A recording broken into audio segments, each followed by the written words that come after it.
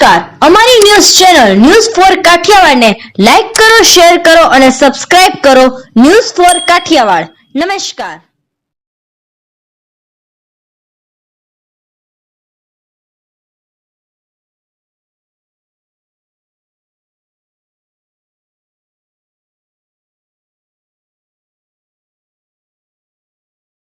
ઋષિ પંચમી હોય અને આ દિવસે જૂનાગઢ દામોદર કુંડમાં સ્નાન કરવાનું અનેરું શાસ્ત્રોક્ત મહત્વ રહ્યું છે, ત્યારે અસંખ્ય શ્રદ્ધાળુઓ દામોદર કુંડમાં સ્નાન કરવા માટે આવ્યા હતા.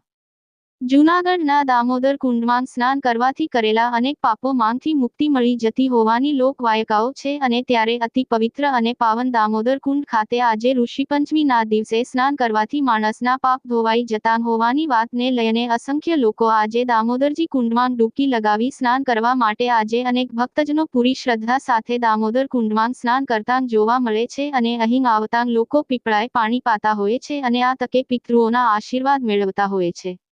રિપોર્ટર યજ્ઞેશ ભટ્ટ, જૂનાગઢ.